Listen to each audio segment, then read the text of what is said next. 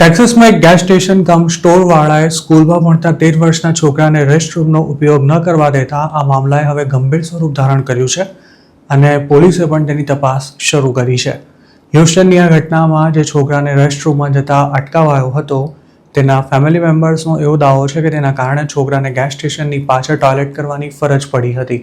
જોકે તેનો video gas સ્ટેશનના સીસીટીવી કેમેરામાં કેપ્ચર થઈ ગયો હતો, જેને વાયરલ કરવામાં આવતા આ છોકરાનું સ્કૂલમાં બુલિંગ શરૂ કરાયું હતું અને તેના કારણે તેણે સ્કૂલે જવાનું જ બંધ કરી દેતા હવે હ્યુસ્ટન પોલીસે આ મામલે તપાસ શરૂ કરી છે. આ સ્ટોર નવો જ ખુલ્યો છે, તેવામાં તેના રેસ્ટરૂમમાં શું પ્રોબ્લેમ હતી કે એક છોકરાને તેનો યુઝ કરતા અટકાવાયો તેવા સવાલ પણ ઉઠાવાઈ રહ્યા છે. લોકલ મીડિયા રિપોર્ટ્સ અનુસાર છોકરાની દાદીએ આ અંગે પોલીસ રિપોર્ટ ફાઇલ કર્યો છે, જેમાં જણાવાયું છે કે બેલફોર્ડ એવન્યુમાં આવેલા ફ્યુઅલ ડિપોએ છોકરાને શરમજનક સ્થિતિમાં મૂકી દેતા તે આઘાતમાં સરી પડ્યો છે અને હવે તે સ્કૂલે જવા જ તૈયાર નથી. વિક્ટિમની ફેમિલીનું કહેવું છે કે આ બાબતે હ્યુસ્ટન પોલીસ ડિપાર્ટમેન્ટના ક્રાઇમ્સ અગેન્સ્ટ ચિલ્ડ્રન યુનિટે તપાસ શરૂ કરી છે. છોકરાએ સ્કૂલે જવાની ઘસીને ના પાડી દીધી, ત્યારબાદ આ સમગ્ર ઘટના સામે આવી હતી. પીડિત મિડલ સ્કૂલમાં અભ્યાસ કરે છે. જે ગેસ સ્ટેશનની પાછળ તે ટોયલેટ કરતો હતો તેનો વિડીયો તેની સાથે સ્કૂલમાં ભણતા અન્ય છોકરાઓ સુધી પણ પહોંચી ગયો હતો. તેના ફેમિલી મેમ્બર્સનું માની તો વિક્ટિમ સ્કૂલેથી છૂટ્યા બાદ ગેસ સ્ટેશન પર રોકાયો હતો અને તેણે રેસ્ટરૂમ યુઝ કરવા માટે પરમિશન માંગી હતી, પણ તેને એવું કહેવામાં આવ્યું હતું કે તે આઉટ ઓફ સર્વિસ છે. ત્યારબાદ છોકરો બિલ્ડિંગની પાછળ દોડી ગયો હતો, જ્યાં સર્વેલન્સ કેમેરામાં સમગ્ર ઘટનાક્રમ કેપ્ચર થઈ ગયો હતો.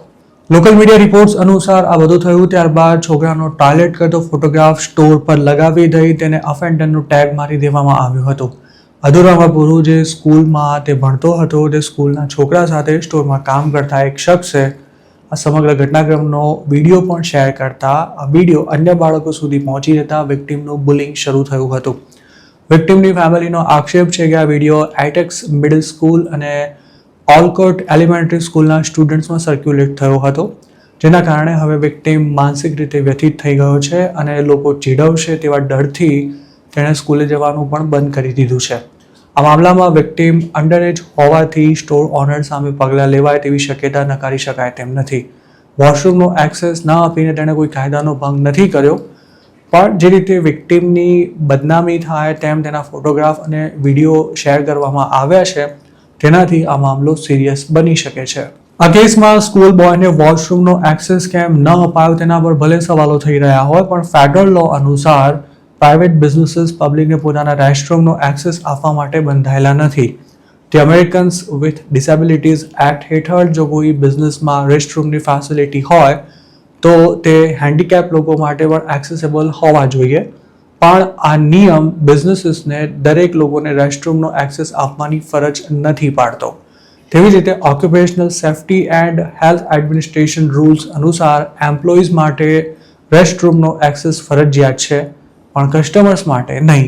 ટેક્સાસના કાયદા પ્રમાણે પ્રાઇવેટ બિઝનેસીસ માટે પબ્લિકને રેસ્ટરૂમનો એક્સેસ આપવો ફરજિયાત નથી. જો રેસ્ટરૂમનો એક્સેસ માંગનારો કસ્ટમર ન હોય તો તેને લીગલી તેના માટે ઇનકાર કરી શકાય છે. જોકે કેટલાક સ્ટેટ્સમાં એલી લો અમલમાં છે, જેમાં પબ્લિક રેસ્ટરૂમ અવેલેબલ ન હોય તો અમુક પ્રકારના બિઝનેસીસ માટે ક્વોલિફાઈંગ મેડિકલ કન્ડિશન ધરાવતા લોકોને રેસ્ટરૂમનો એક્સેસ આપવો ફરજિયાત છે, પણ ટેક્સાસમાં આવો કોઈ કાયદો અમલમાં નથી. અમેરિકામાં કાયદા એટલા કડક છે કે બિઝનેસ ઓનરથી જો નાની સરખી ભૂલ થઈ જાય તો પણ ગમે તે કસ્ટમર તેની સામે લોસૂટ ફાઇલ કરી શકે છે. જેમ કે વિસ્કોન્સિનમાં પોતાનો બિઝનેસ ધરાવતા એક ગુજરાતીના સ્ટોરમાં લપસી પડેલા કસ્ટમરે લોસૂટ ફાઇલ કરી દીધો હતો. તેવી જ રીતે ફ્લોરિડામાં રેસ્ટરૂમના બારણાની સાંકળ જામ થઈ જતા 10 મિનિટ સુધી અંદર ફસાઈ ગયેલા કસ્ટમરે પણ બિઝનેસ ઓનર સામે કેસ કર્યો હતો. આવા મામલામાં ઇન્સ્યોરન્સ કંપનીઝ બધું ફોડી લેતી હોય છે, પણ ક્યારેક બિઝનેસ લેવા દેવા વગરનો ચર્ચામાં આવી જતો હોય છે. હ્યુસ્ટનનું જે ગેસ સ્ટેશન હાલ ચર્ચામાં આવ્યું છે તેનો ઓનર કોણ છે તેની કોઈ સ્પષ્ટ માહિતી નથી મળી શકી.